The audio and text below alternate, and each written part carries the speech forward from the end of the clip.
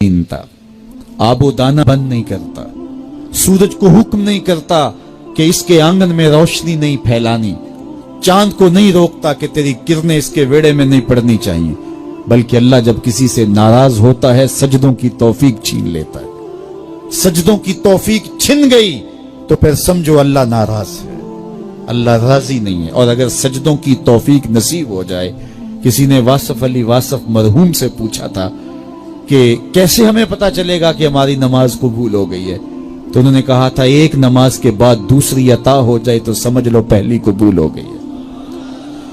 तो नमाजों का नसीब होना ये अल्लाह की रिजा और अल्लाह की खुशनुदी की दलील है, और सजदों की तौफीक का छिन जाना ये अल्लाह की नाराजगी की दलील है।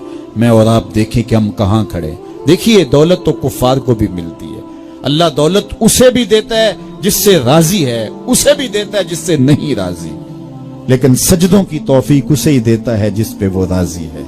तो पंज गाना नमाज शियारे जिंदगी बना लीजिए, नमाज कज़ा ना होने पाए।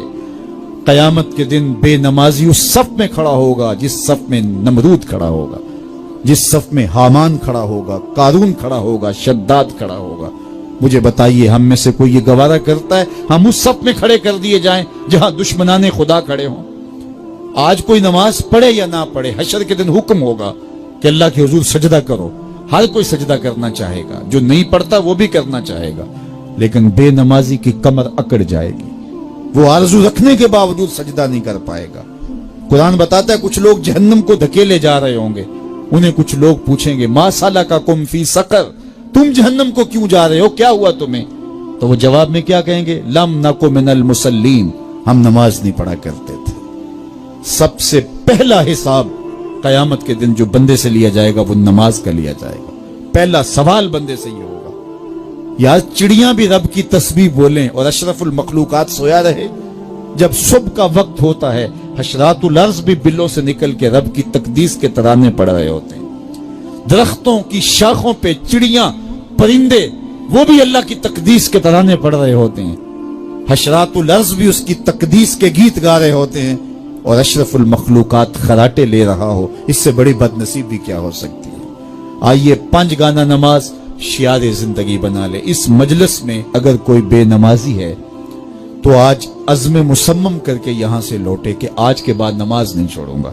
और अगर आप पंज गाना नमाज की आदत रखते हैं तो आपको मुबारक हो, लेकिन ये अज़्म करके जाइए अपने घरों में, अपने अज़्ज़ा व अक़रबा और अपने दोस्तों में इस जोर से तलकीन और ताकीद करेंगे नमाज की कि वो पक्के नमाजी बन जाएंगे। बंदा बंदगी से सजता है, जिंदगी आमद बराए बंदगी, जिंदगी बे बंदगी शर्मिंदगी। अगर जिंदगी में बंदगी नहीं तो जिंदगी के पल्ले है क्या?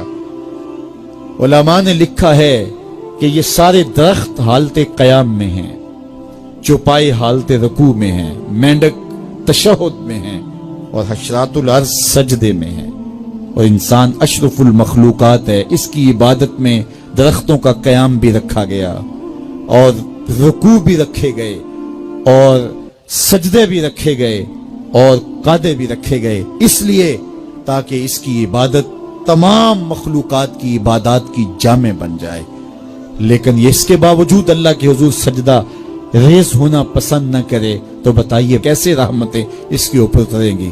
खुश नसीब तो वो हैं जो पंज गाना नमाज अदा करने के बाद तहज्जुद भी कज़ा नहीं होने देते, सजदों से अल्लाह के हुजूर हाजिरी पेश करते हैं। सबसे ज्यादा बंदा अल्लाह के उस वक्त करीब होता है जब सजदे में सर रखा हुआ होता है। इंसान के अशरफ आज़ा उसके सर में है, बोलने की कुव्वत जुबान सर में, देखने की कुव्वत आंखें सर में, सूंघने की कुव्वत नाक सर में, चखने की कुव्वत जुबान सर में, सुनने की कुव्वत कान सर में, सोचने की कुव्वत दिमाग सर में, और सर मालिक के दर पे।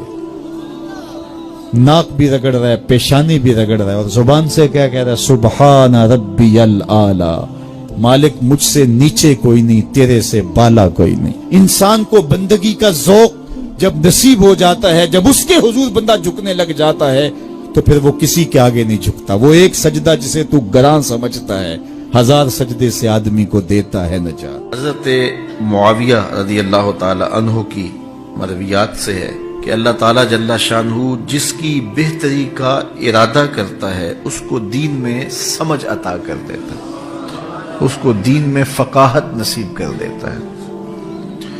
دولت کا کثرت سے مل جانا یا نہ ملنا یہ کوئی بات نہیں ہے۔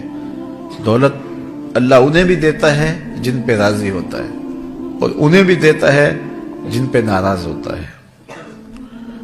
قارون کو دولت دی، فرعون کو دولت دی، بادشاہت بھی دی، حامان ہے، شداد ہے، شدید ہے، کتنے کتنے دولت مند اور تخت و تاج کے مالک گزرے، اللہ ان پہ راضی نہیں تھا، لیکن ان کو بھی دولت دی جن پہ راضی تھا۔ حضرت عثمان غنی کو دولت عطا کی، حضرت عبد الرحمن ابن عوف رضی اللہ تعالیٰ عنہ کو صحابہ میں سب سے زیادہ دولت مند حضرت عبد الرحمن ابن عوف تھے، ان کو بھی دولت عطا کی، اور بھی لوگوں کو، حضرت سلیمان کو پیغمبری بھی دی، دولت بھی دی، بادشاہت بھی دی۔ تو دولت وہ اسے بھی دیتا ہے جس پہ راضی ہوتا ہے، اور دولت اسے بھی دیتا ہے جس سے راضی نہیں بھی ہوتا، لیکن فقاہت فی الدین، دین کی سمجھ صرف اسے دیتا ہے جس پہ راضی ہوتا ہے۔ تو جس کو دین کا فہم دے دیا گیا، دین کی سمجھ دے دی گئی، اللہ تعالیٰ اس پہ راضی ہے۔ جس کی بھلائی چاہتا ہے، جس کی بہتری چاہتا ہے، اس کو اللہ تعالیٰ جل شانہ دولت دین دے دیتا ہے اور دین کی سمجھ عطا کر دیتا ہے۔ حضور علیہ الصلوۃ والسلام کا ایک اور فرمان سن لیجئے، جو ایسے راستے پہ چلا جس میں وہ علم کی تلاش کرتا تھا، جو علم طلب کرنے کے لیے کسی راہ کا مسافر ہوا، سہل اللہ لہ بہ طریقا الی الجنہ، تو وہ جنت کے راستے پہ چلا، جتنے قدم اٹھاتا ہے وہ جنت کی طرف قریب ہوتا چلا جاتا ہے۔ تو راہ علم کے سفر میں اللہ نے اتنی برکتیں رکھی ہیں۔ حضرت سلیمان علیہ السلام کو اللہ نے اختیار دیا، یا دولت لے لو، یا بادشاہت لے لو، یا پھر علم لے لو، ان تین چیزوں میں اللہ نے ان کو ایک چیز اختیار کرنے کا اختیار دیا، یا دولت لے لو، یا بادشاہت لے لو، یا علم لے لو۔ انہوں نے کہا مالک مجھے علم دے دے۔ کہا اچھا تو نے علم کو اختیار کیا، دولت اور بادشاہت اس کے صدقے دے دی۔ ایک زمانے میں ایک ملک نے دوسرے ملک پر قبضہ کر لیا، تو جو بادشاہ وقت تھا اس کو گرفتار کر لیا۔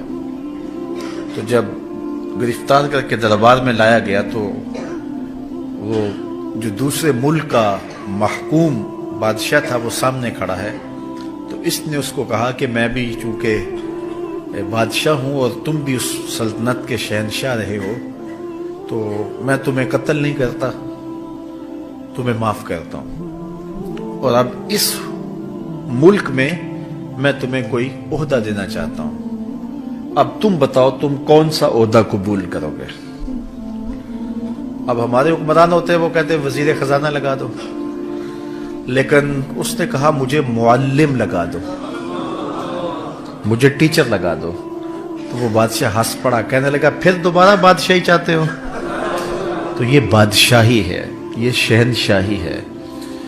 تو جو راہ علم پہ چلا وہ جنت کے راستے پہ چلا، اللہ اس کے لیے جنت کی راہیں بھی آسان کر دیتا ہے، اور دنیا پہ بھی اللہ تعالیٰ اس کو عزتوں سے نوازتا ہے۔ تعلیم و تعلم کا جہان حقیقی جہان ہے، تو باقاعدہ 8 سال کا کورس کرے یہ تو ہر شخص کے لیے ممکن نہیں ہے، لیکن سب کے اوپر لازم ہے کہ وہ ضروریات دین سیکھے، ان میں نماز، روزہ، حج، زکوٰۃ، اگر کاروبار کرتا ہے تو کاروبار کے مسائل، اسی طرح جو ہے وہ کفر، اسلام، بنیادی عقائد، یہ وہ چیزیں ہیں جو ہر ایک شخص کے اوپر جو ہے وہ سیکھنی واجب ہیں اور ضروری ہیں۔ تو ان کو سیکھنے کے لیے علمی حلقوں میں جانا، بیٹھنا، علماء کی صحبت میں بیٹھنا، یہ اپنے اوپر لازم کر لیں۔